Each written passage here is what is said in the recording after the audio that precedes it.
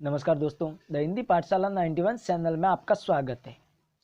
हम पढ़ रहे हैं हिंदी व्याकरण अति महत्वपूर्ण प्रश्नोत्तरी, जिसमें आज की हमारी क्लास नंबर जो है वो है 8। ये प्रश्न दोस्तों आपके एग्जाम के लिए मोस्ट इम्पोर्टेंट क्वेश्चन है, जो एग्जाम रिव्यू है। तो आइए दोस्तों, बिना देर के आज की क्लास को हम शुरू करते हैं। आज का जो हमारा पहला प्रश्न जो है वो है मिठास शब्द है। आपको बताना है कि मिठास शब्द जो है ये कौन सा है।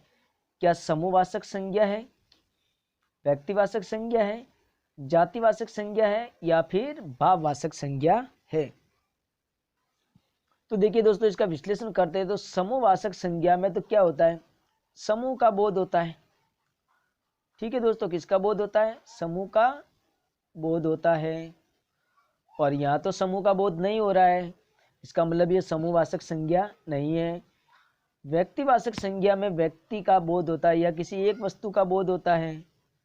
ठीक है, व्यक्ति का नाम आदि या फिर किसी एक वस्तु का बोध होता है। उसी प्रकार से जातिवाचक संज्ञा में किसी जाति का बोध होता है।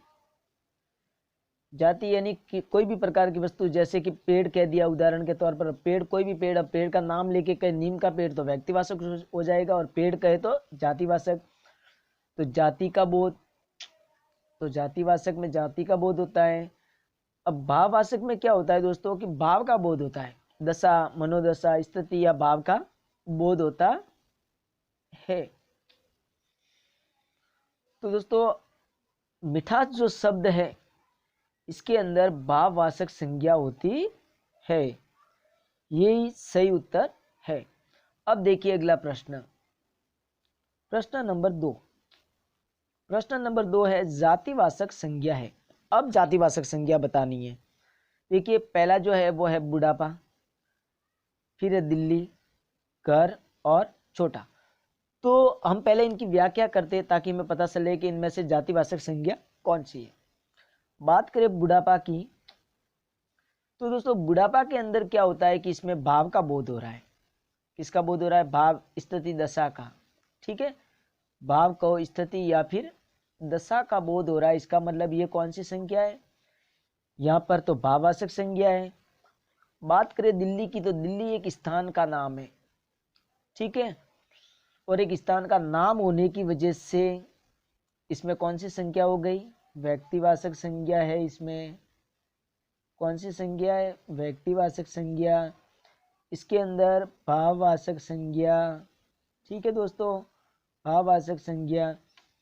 घर की बात करें तो घर देखो वैसे तो एक स्थान है ये, लेकिन यह बोध जो हो रहा है वो जाति का बोध हो रहा है, क्योंकि घर कोई भी घर हो सकता है। तो यहाँ पर जातिवाचक संज्ञा हो गई। बात करें छोटा शब्द की, तो छोटा देखो दोस्तों, इसमें संज्ञा तो होती है, लेकिन छोटा जो है ये है विशेषण शब्द। कैसा शब्द है, विशेषण। क्योंकि छोटा ये विशेषता बताने वाला शब्द है, कि जैसे कि मान लो वो व्यक्ति छोटा है। ठीक है, तो ये तो है विशेषण शब्द। हमें प्रश्न में बताना है, प्रश्न पूछा गया है जातिवाचक संज्ञा बतानी है। तो जातिवाचक संज्ञा है घर, ये सही उत्तर है। अब चलिए दोस्तों आगे, अगला प्रश्न नंबर है 3। प्रश्न नंबर 3 है जातिवाचक संज्ञा नहीं है। यानी 3 शब्द जातिवाचक संज्ञा के दिए हुए हैं और चौथा जो है वो जातिवाचक संज्ञा का नहीं है। तो कौन सा है जो जातिवाचक संज्ञा का नहीं है। देखिए पहला है शत्रु, शेर, नारी और नीच। बात करें हम शत्रु की, तो शत्रु देखो कोई भी हो सकता है, इसका मतलब ये जातिवाचक संज्ञा है। यहाँ पर तो जातिवाचक संज्ञा है। शेर की बात करें तो शेर भी कोई भी है, तो इसका मतलब यहाँ पर भी जातिवाचक संज्ञा है।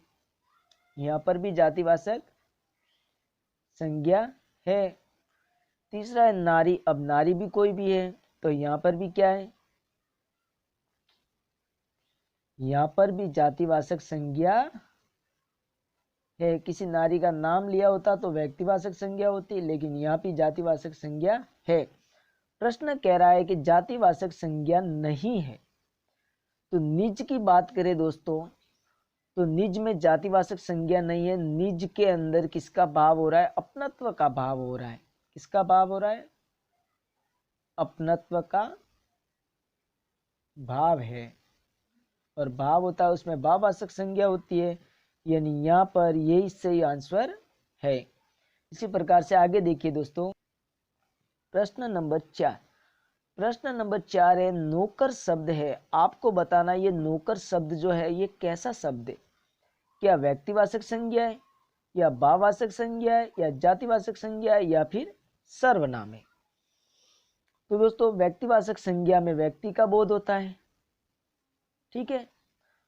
भाववाचक संज्ञा में भाव का बोध होता है, और जातिवाचक संज्ञा में जाति का बोध होता है। और सर्वनाम में तो आपको पता ही है, ये संज्ञा के स्थान पर प्रयुक्त होने वाले शब्द है। संज्ञा के स्थान पर प्रयुक्त यानी आने वाले शब्द, ठीक है, ये संज्ञा के स्थान पर आके बैठ जाते हैं। प्रश्न है नौकर शब्द। अब नौकर शब्द जो है वो है दोस्तों भाववाचक। नौकर कैसा शब्द है? भाववाचक संज्ञा है। तो ये इसका सही आंसर है, क्योंकि नौकर शब्द जातिवाचक नहीं है, व्यक्तिवाचक नहीं है, और सर्वनाम भी नहीं है। यह है भाववाचक शब्द, क्योंकि इसमें भाव का बोध हो रहा है। इसी प्रकार से आगे देखिए दोस्तों, अगला जो है प्रश्न नंबर 5। प्रश्न नंबर 5 कह रहा है कि निम्न में से भाववाचक संज्ञा नहीं है। यानी यह जो प्रश्न दिया उसमें से बताना है कि भाववाचक संज्ञा नहीं है। किसमें भाववाचक संज्ञा नहीं है? तो 3 में तो भाववाचक संज्ञा होगी, और कोई एक है जिसमें भाववाचक संज्ञा नहीं होगी। पहला है राष्ट्रीयता, मनुष्य, संस्कार और दासता। इन तीनों में से भाववाचक संज्ञा किस में नहीं है? देखिए दोस्तों, राष्ट्रीयता एक भाव का बोध करवा रहा है, इसका मतलब ये भाववाचक संज्ञा है। उसी प्रकार से संस्कार भी भाव का बोध करवा रहा है, मतलब यहाँ पर भी भाववाचक संज्ञा है। दासता भी भाव का बोध करवा रहा है, यहाँ पर भी भाववाचक संज्ञा है। लेकिन मनुष्य जो है, अब मनुष्य एक जाति है, क्या है? एक मनुष्य जाति है, तो यहाँ पर जातिवाचक संज्ञा है। प्रश्न कह रहा है भाववाचक संज्ञा नहीं है, मतलब इसमें भी भाववाचक संज्ञा है, इसमें भी भाववाचक, और इसमें भी भाववाचक संज्ञा, यानी इन तीनों में भाववाचक संज्ञा है। तीनों के अंदर भाववाचक संज्ञा है। लेकिन ये जो मनुष्य शब्द जो है इसके अंदर जातिवाचक संज्ञा है। तो दोस्तों आज की क्लास को हम यहीं पर पूर्ण करते हैं। हमारी वीडियो आपको कैसी लगी है आप हमें कमेंट करके बताएं। वीडियो को लाइक करें, ज़्यादा से ज़्यादा शेयर करें, और अगर आप हमारे चैनल पे नए हैं तो हमारे चैनल को सब्सक्राइब करें। धन्यवाद।